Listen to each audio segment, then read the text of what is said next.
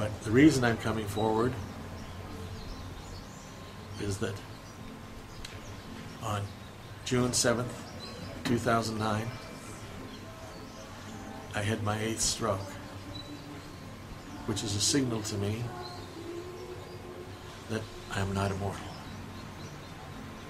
and my time is coming to an end. And so, before I go, I want to record for history these two subjects that I'm about to speak about, and that is the FBI's dirty war against the American people, and particularly against minority races and adversaries of the Vietnam War. Because I think that such disclosure is always timely in a democracy. I believe that our Constitution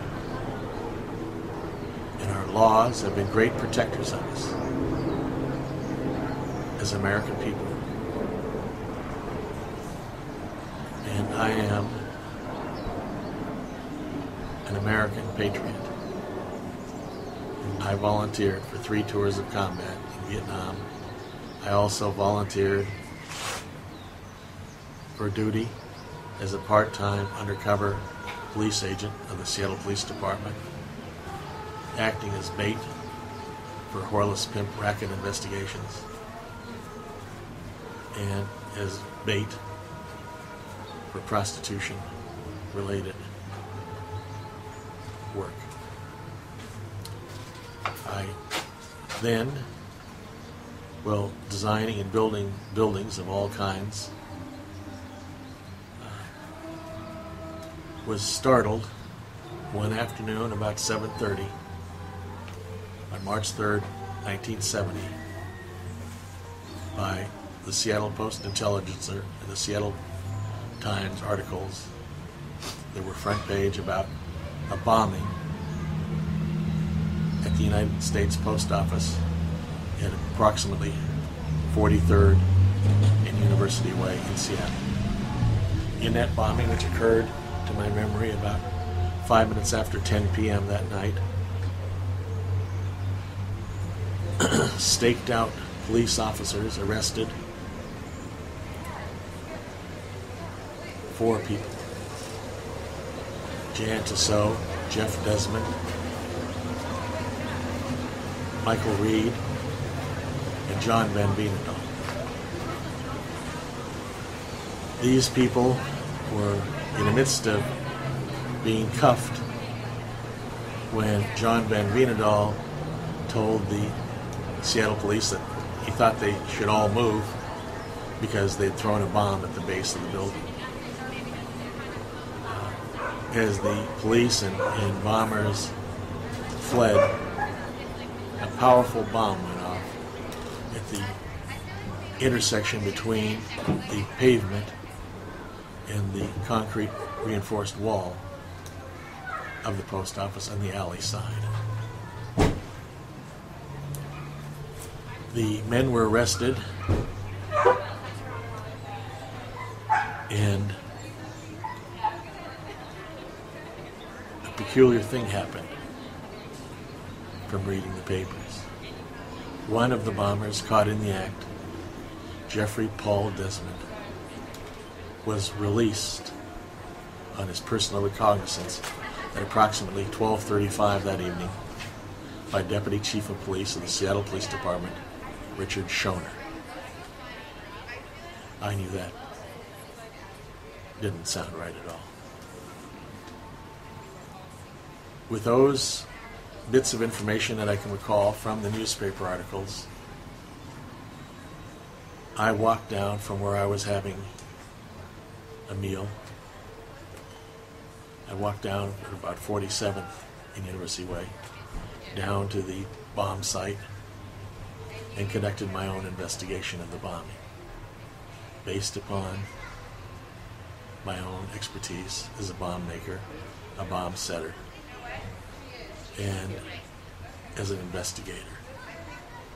Since I had been, I imagine at least, a highly trained and extraordinarily competent member of the National Security Agency.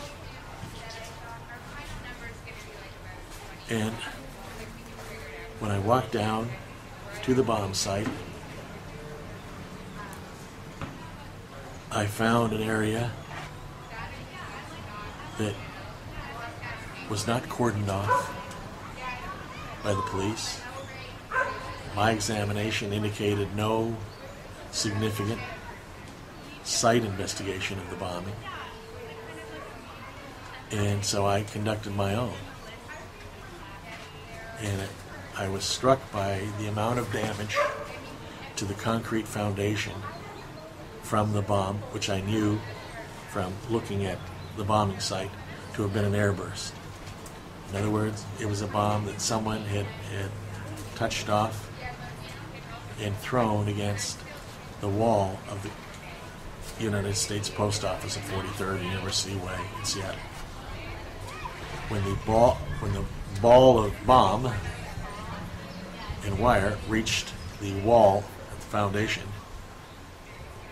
it continued to fizz and then blew up. And from the amount of damage done to the concrete, my analysis was that it was a powerful dynamite bomb, probably stumping powder, which has a very high percentage of nitroglycerin along with the diatomaceous earth and a paper wrapping that makes up a dynamite bomb. The morning after I had made the initial investigation at the bomb site at the University of Washington area post office, I went downtown and attended the arraignment hearing of the 3 bombers who were still in custody and were there in chains, shackled: John Ben Venedal, Jan Tissot, and Michael Reed. Also in the courtroom of Judge Quigley, I believe it was Judge Edmund J. Quigley, from memory, was Jeffrey Paul Desmond, who was standing around with law enforcement officers, most in plain clothes. And he actually was bumming a cigarette from one of them, and they all seemed to be pals. Now I was really interested. One of the bombers, caught in an act, actually, after a bomb had been thrown, and just before it exploded, had been arrested by staked out Seattle policemen. On the 5th of that same month, 5th of March, 1970, the District Tavern opened, a very large nightclub that I designed and supervised the construction of, also a few blocks from the bomb site.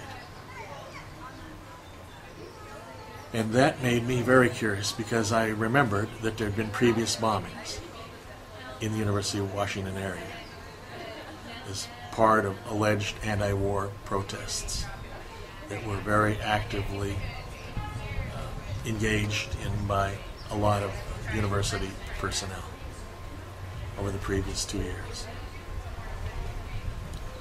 And so I recalled the bombing in 1969 of the University of Washington ROTC Annex building by firebombing. And eventually 8 people were arrested and charged with 15 federal felony indictments for that act of terrorism.